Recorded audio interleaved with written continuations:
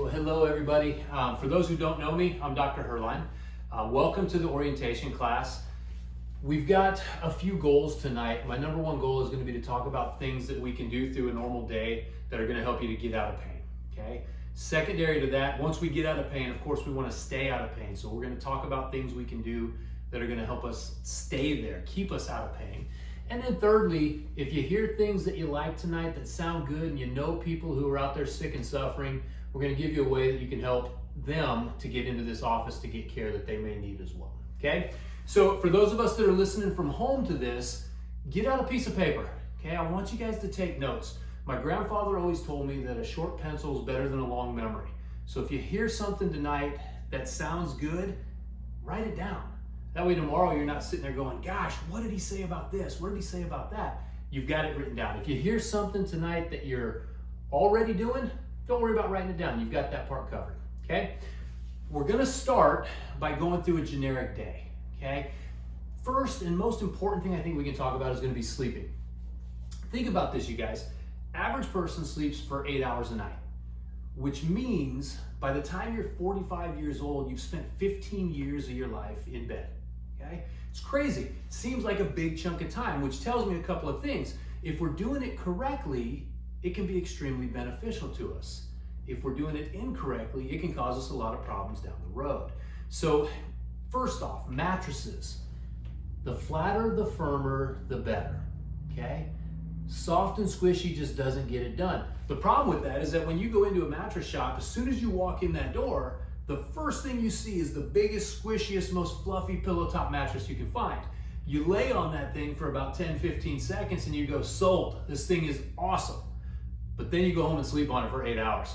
You wake up the next morning and it takes you a little while to stand up straight.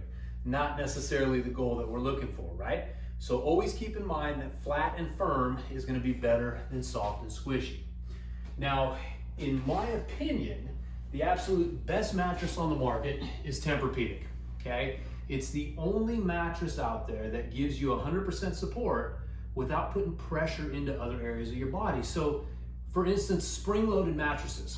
When you lay on one of those, the heavier parts of your body sink down in, the lighter parts get a reverse pressure put back into you, so it doesn't give you complete support.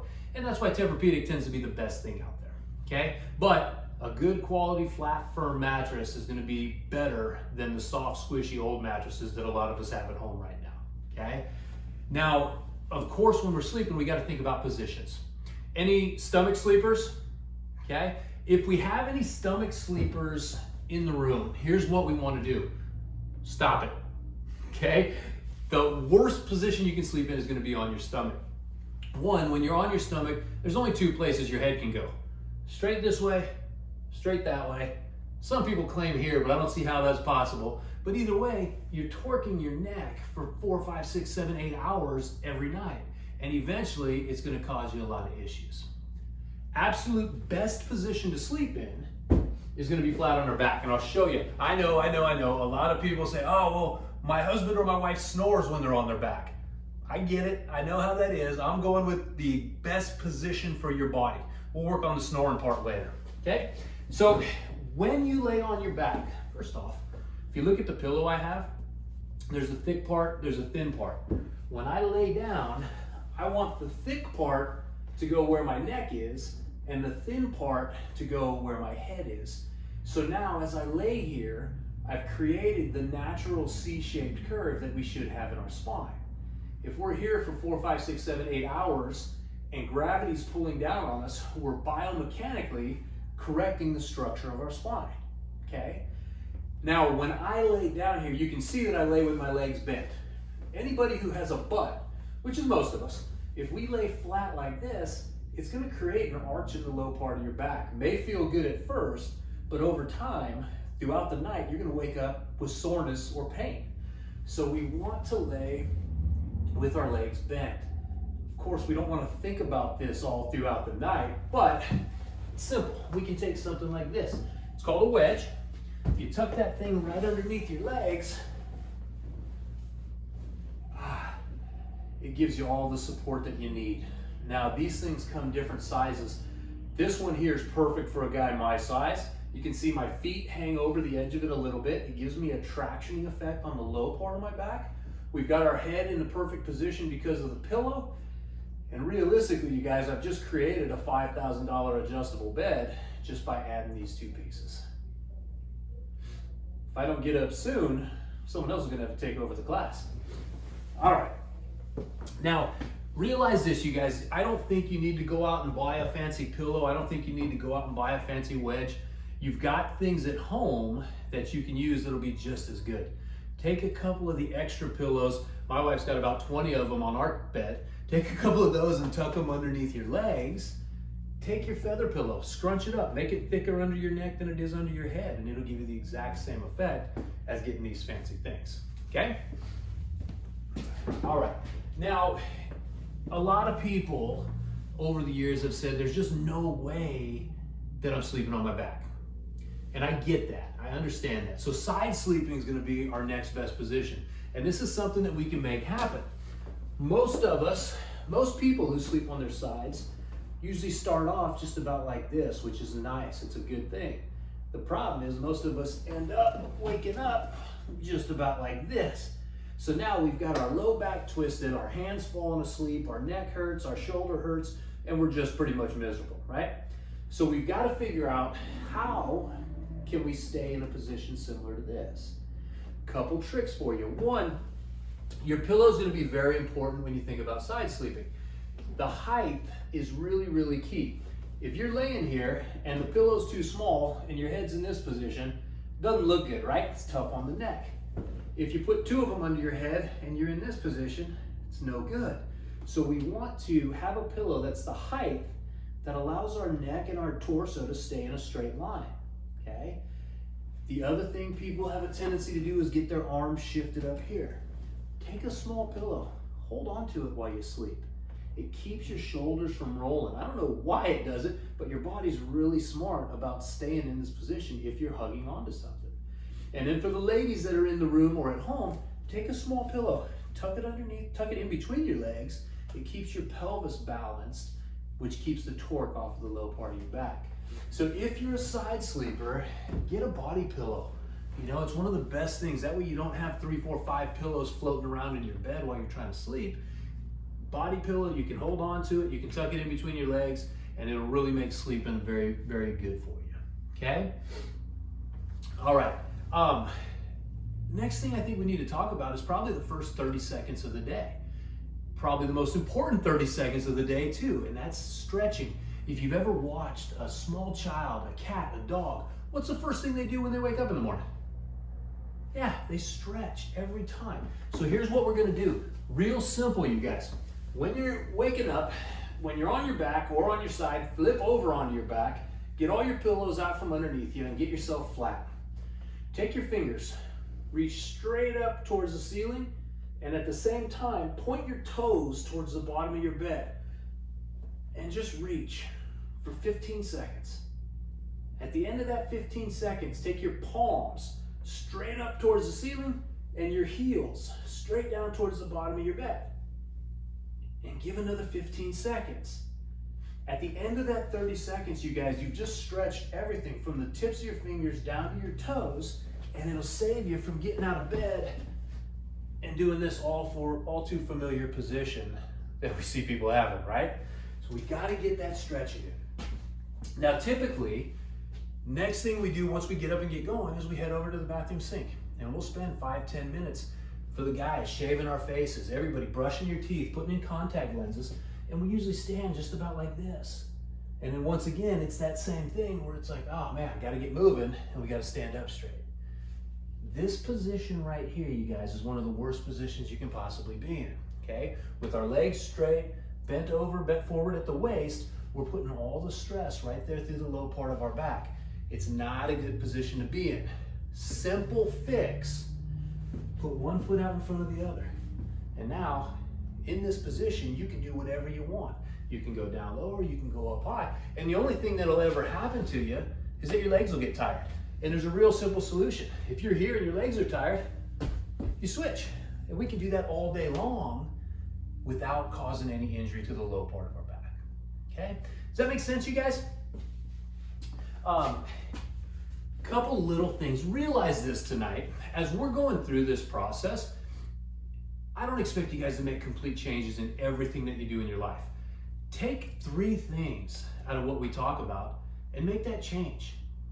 Everything we cover is going to be real simple to do, which then means it's going to be real simple not to do as well. So if you can take 2 or 3 things out of this class tonight, it'll make a huge difference for you going forward, okay? Something that I see all the time. Guys, any of you have your wallet in your back pocket? If you do, don't carry it in your back pocket. Take it out. One thing that you should do right there. Think about this. As I sit here nice and balanced, everything's good. If I take a wallet, which is about this thick, and I stick it under my back pocket, you can see my whole body shifts. So if I'm sitting this way for 8 hours throughout the day or 4 hours driving and commuting throughout the day, it's going to cause a lot of issues to the low part of our back. Simple to do. Take it out, okay? Ladies, with your purses. I don't know what you guys carry in there, and I'm not asking to know, but empty out the stuff that you don't need, okay? I know, I get it. Everyone needs everything that's in there, but it's always interesting when you get a new purse and you go to transfer stuff, only about 1/3 of the stuff makes it in, right? Just take out the stuff you don't need. Lighten your load. Too many times people come walking in here and they can't tell us why their shoulder hurts, but it's because their bag weighs 50 pounds that they're carrying around all day, okay? Think about that from the standpoint of your kids, your children, if you have school-age children. Their backpacks nowadays weigh more than the kids do. If there's no rules against the rolling backpacks, I think it's definitely the way to go for kids. You know, you see these kids coming in like this, carrying their backpack, they weigh 60 pounds and their bags weigh 70. It just doesn't make any sense. So we've got to figure out all those little things in life that can keep us going forward forever, okay? Let's talk a little bit about lifting, okay? You guys, at some point in time, have all been taught how to lift, okay? You lift with your legs, not with your back. You guys have heard that 1,000 times probably, right? And so most of us, if we're lifting something heavy, we bend with our legs, we keep our back straight, we lift and we go. And we don't usually get hurt lifting heavy things. It's always the small things that'll get us, okay? For instance, I know I'm walking off the screen for a second here, but what about a packet of sugar, okay? If one of those is laying on the ground, it's a pretty safe bet that most people are going to bend over and pick it up just like this, which is terrible for our back. We call it the BLT. It's a bending, lifting, twisting motion that can cause discs in the low part of our back to blow out and cause you to get stuck here and not be able to get yourself back up straight. If you've ever watched a child bend over and pick up that same packet of sugar, it'll look just like this, you guys. If it's food, it usually goes right into their mouth. If it's something heavy, they always bring it in close to their body, and then they stand up and they go, okay? But adults, somewhere along the line, forget that that's the way we need to do things. We get in a hurry, and we get into those bad positions. So when you're lifting small things, be real conscious about keeping your nose above your toes. Into this position right here, we stand up and we go, okay? Does that make sense, you guys? Good. All right. Now, let's go into talking a little bit about health. Okay, this becomes my favorite part of the class tonight, because when we think about health, we've got to think about a lot of different things. There's a lot of different parts that go into health. And what do you guys normally think of when somebody's healthy? Yeah, they usually look good, they feel good, probably got some muscle mass on them, they exercise, all those are pieces. But think about this for a second. You guys have probably all known somebody, 55 years old, never been sick, never misses work, never has to go to the doctor, doesn't take any medication, who all of a sudden drops over dead from a heart attack, right? It happens. Now, realistically, do you think that that person could have been healthy the day before they had their heart attack? No, there's no way, okay? Now, God, I don't know how many years ago it's been, 12, 15 years ago, there was a supermodel who was doing a photo shoot out in Europe.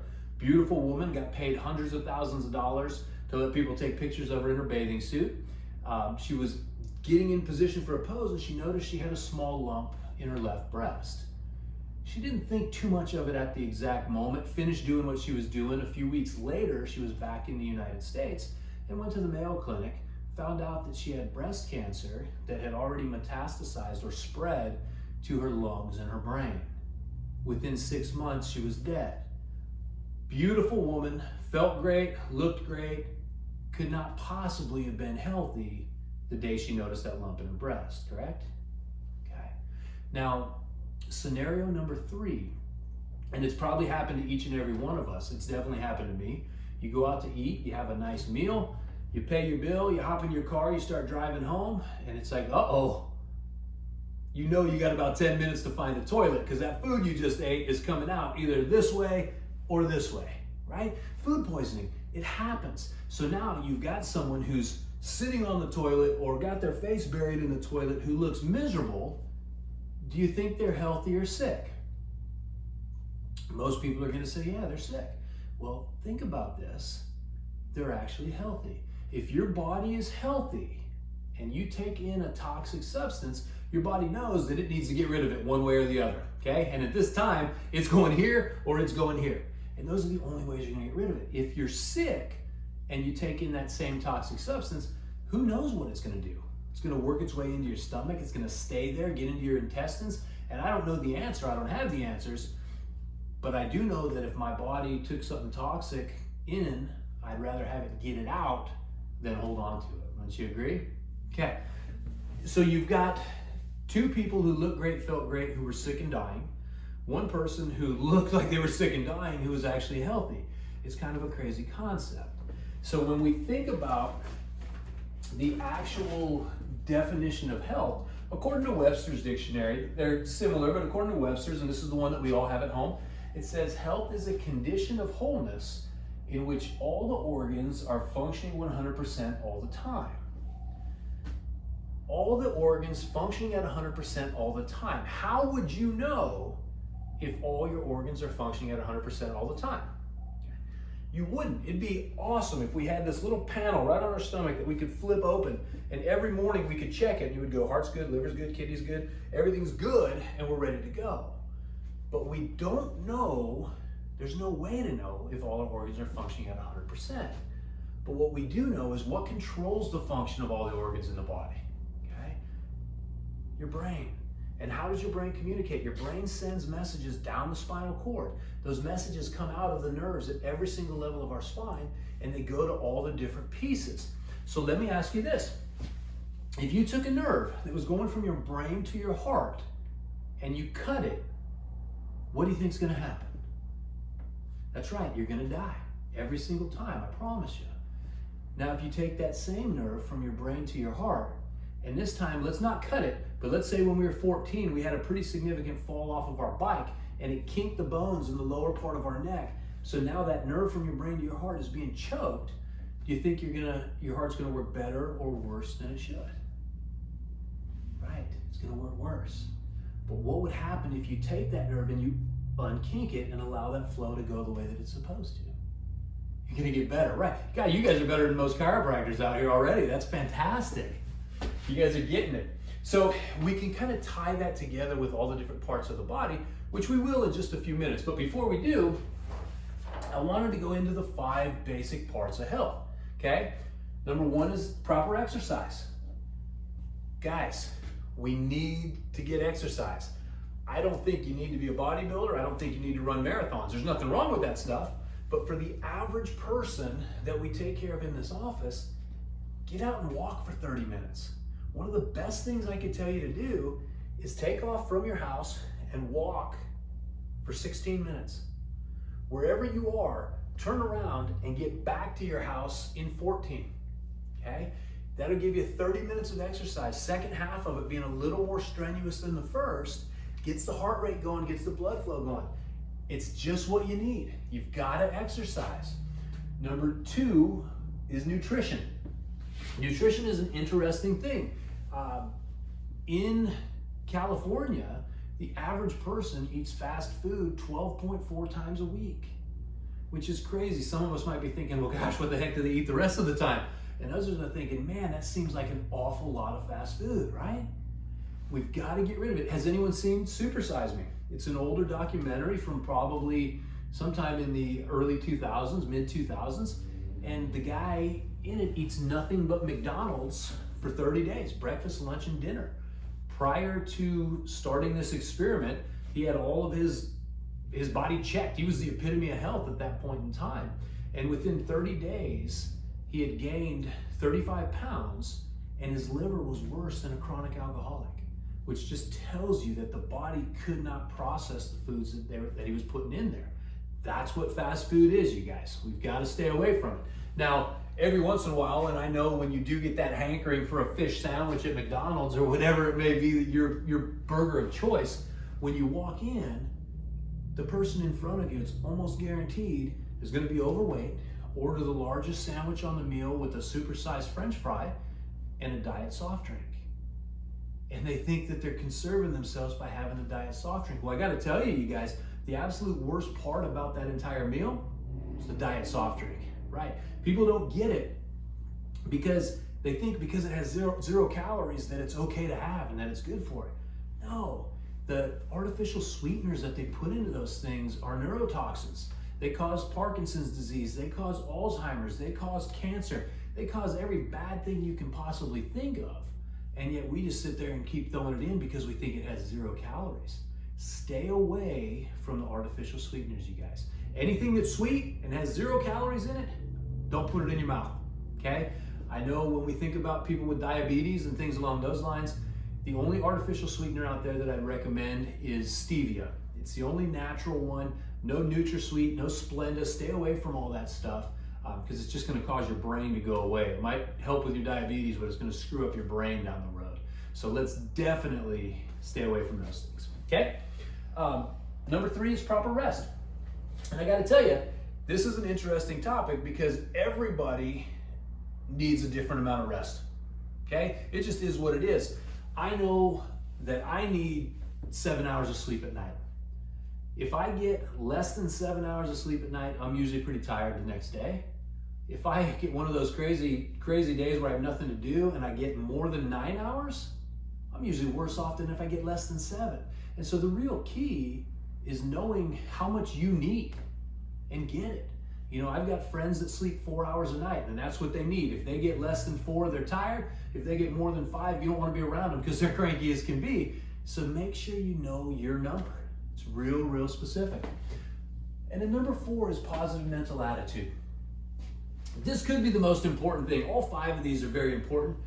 I'd almost put an asterisk next to number 4 because I'm certain, and you can disagree with me if you want, but if we woke up every morning and we looked at ourselves in the mirror and we said, gosh, I just don't feel good today. My head hurts, my stomach hurts. I think I'm gonna throw up. I think if we did that every day for 30 days, we could make ourselves sick, okay? Would you agree? Absolutely. Now, if we're all in agreement on that, what do you think would happen if we just turned and flipped it and we woke up every morning and we said, man, I feel great. I look good, I feel good. Today is gonna be a great day. I'm blessed. Count your blessings, do what you do. And I think within 30 days, you can completely flip your life around. You have the power to do it. The mind is very powerful. And this is something that I think everybody can do. Try it. I promise you, give it 30 days of being positive and having a great attitude about everything. And realize as you do it that you can't control everything that happens to you in your life, but you can control how you react to what happens in your life, okay? And then number 5, you guys, number 5 is where chiropractic comes in. 1, 2, 3, and 4, it's your responsibility, okay? But number 5 is where chiropractic comes in. It's proper nerve supply. It goes back to us talking about the nerve going from your brain to your heart. If it's not working 100%, your body's not gonna function as well as it could, okay? We can talk about the same thing with the lungs. When we look at the way the body's put together, you guys, we've got a brain, we've got a spinal cord, okay? That's what makes us alive. That's what makes us different than the vinyl on this table here. To where if we take a knife and cut our arm, hopefully not too deep, but if we cut it and we take that same knife and cut that table's never gonna heal, okay? Over time, our body's gonna heal. It's because our brain and our spinal cord can control the function of all that, okay? Now we're put together very well. We've got this solid mass of bone protecting our brain. Some of us more thick than others, which is good. So when mom smacks us upside the head, everything stays intact. We learn lessons that way. We've got bony structure that covers the entire spinal cord. So it's protected well. Can it break? Absolutely, okay? But it takes a pretty good force to break something like that. All of our vital organs are inside of our rib cage, very well protected. Reproductive organs are inside the largest bones in our body, our pelvic bones. So everything's built to last, you guys. We should be around 250 years, but it's all the external stuff that we do that keep us from ever getting to that spot, okay? Now when we look at the body, nerves come out of our spine at every single level, and we can map it out pretty close as far as where those things are gonna go. So we know if we take a nerve that's going from the brain to the lungs, and we choke that off, it's gonna make our breathing difficult. And out here in the valley, you guys have all heard of the term asthma at some point in time, right? With asthma, you can get air into your body, you have a hard time getting the air out of your body. And so when we think about it, what are your options if you have asthma? Yeah, most people go and they get an inhaler, which speeds up the function of our lungs, but has this long list of side effects that can cause more harm than good. It's always an interesting fact that number one side effect for inhalers is difficulty breathing. Supposed to be the thing that it's taken care of is difficulty breathing, but that's a whole nother story for a whole nother day. The other thing you can do is take steroids, which once again speeds up the function of our lungs, causes you to really gain weight and causes a lot of other health issues. And so we've got to kind of weigh the pros and cons. Well, what if the nerve from the brain to the lungs was being choked off by a vertebrae and we unchoked it? That can speed up the efficiency and the function of the lungs and allow us to get back to breathing and functioning normally, right? I've got a story for you at the end of the class tonight that I'm going to share with this exact topic. But what if we broke that down to all the other pieces of the body? Reproductive organs, you guys.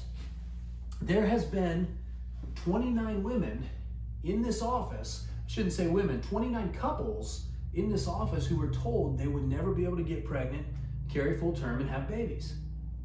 29 women that once we freed up the nerve supply going from their brain to their reproductive organs, were able to get pregnant, carry full term, and have babies. And I'll tell you, 28 of them were ecstatic. One, not so much, but hey, we're just doing what we do, and the body, God does what it does to let the body function the way that it's supposed to, okay?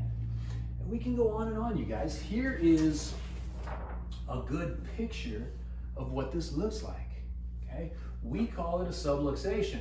All that means is there's a bone that's out of place that's choking off the nerve that's going somewhere in your body. And how do we get those? Well, car accidents, falling off of bikes. The birth process is one of the most traumatic things that we go through in our entire lives. And a lot of times with the neck, the upper part of the neck, a subluxation is caused by doctors gently helping pull babies out when they're first being born. Okay? Lots of different things can cause these things. And that's why it's so important that kids get checked when they're young. Because one, birth process is tough. Secondly, you start walking and you seem to fall and hit every sharp object you can find. Thirdly, we hop on bikes and start doing what we do and we're just crazy from that standpoint. And then, we turn 16 and parents give us the keys to the car, and that's when all these accidents happen. And so there's just life that causes these things, okay? When you have a subluxation, when you have something that's out of place, that's choking on a nerve, there's lots of different things that can happen. You guys, I'm sure everyone has at least had a headache once in their life, okay? If you have a headache, what do you normally do? Yeah, you take, Tylenol, aspirin, Advil, something. You take something out of your medicine cabinet that we have at home. Well, what happens when that medication finally isn't taking the headache away? Yeah, you go get something stronger, okay? And now, we've got to think about the process of what goes on in our body when we're taking these chemicals and putting them in. Stomach starts to have issues, so now you've got to go get another medication to help fix your stomach. And then, who knows, maybe it's an intestinal problem because the stomach's not working right, so now we got to get another medication to help with the intestines. And by the time you're 65, you become the average American who's on 12 different prescription medications every day.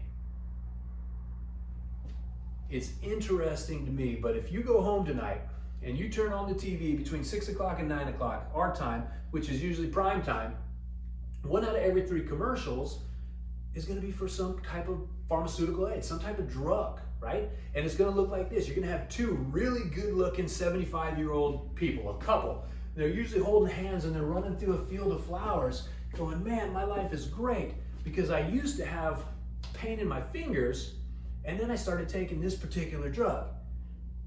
And you get 15 seconds of that happy-go-lucky, and then the next 30 seconds is side effects may include headaches, nausea, vomiting, dizziness, upset stomach, diarrhea.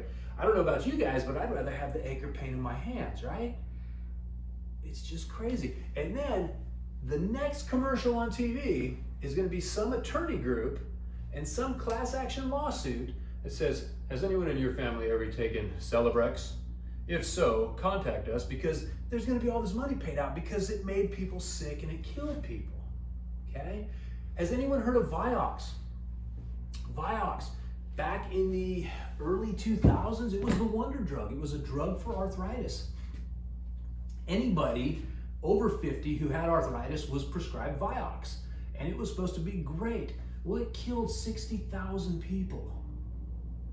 60,000 people. And not very many people even have heard of it because it was taken off the shelves, put away, and swept under the rug as quick as it possibly could be. Because these drug companies, these pharmaceutical companies, are all the biggest, baddest companies in the world. And their financial power is just insane. It's insane, you guys. And that's why we grow up thinking that medicine is the way to cover everything up. When I'm trying to teach you a different way tonight, okay? And it's real simple. If we've got subluxations or bones out of place in our spine and it's choking on nerves, something's not going to function right.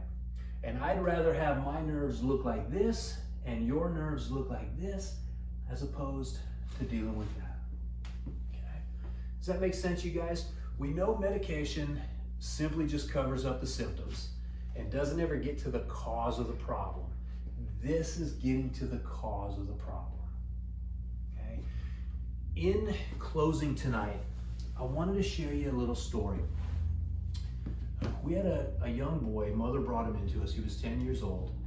And in his 10 years of life, he has not been able to go outside, doesn't get to participate in recess at school, has never been able to play any kind of extracurricular sports, no baseball, no soccer, because he's got asthma. Severe asthma. He had been in 10 years transported to the hospital by ambulance because he was blue and not breathing 5 times.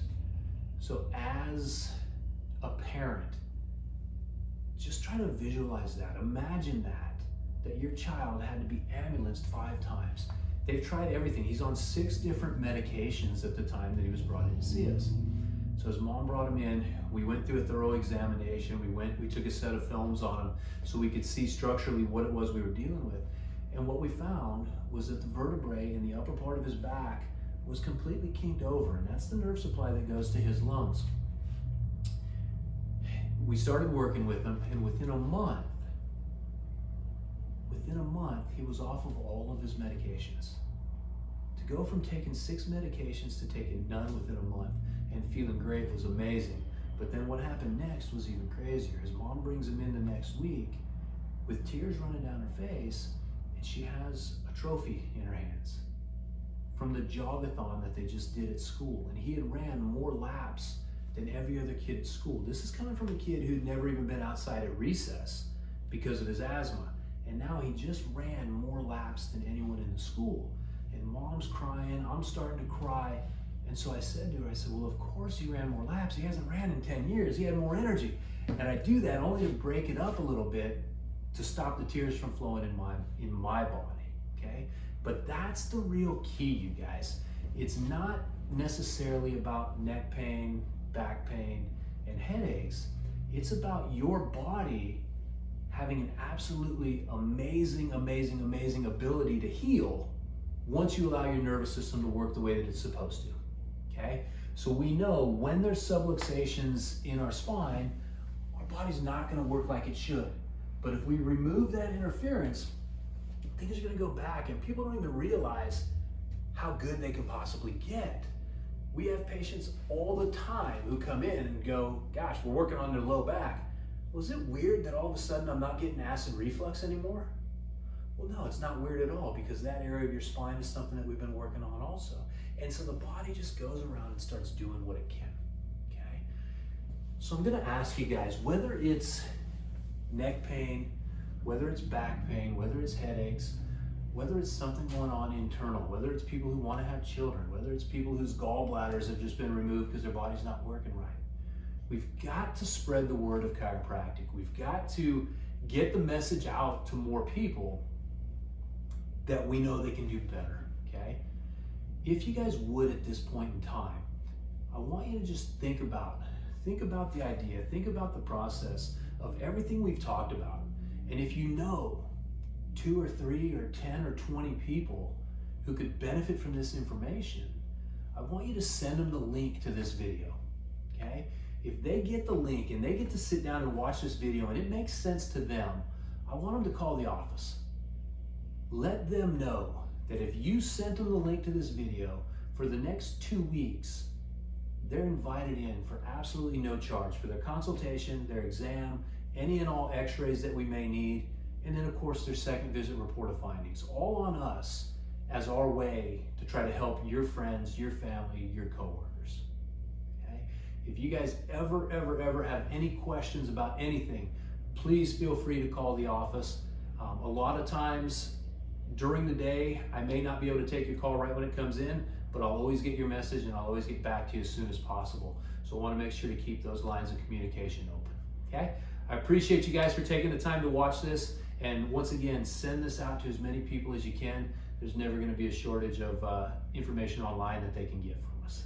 Thank you guys. Have a great day.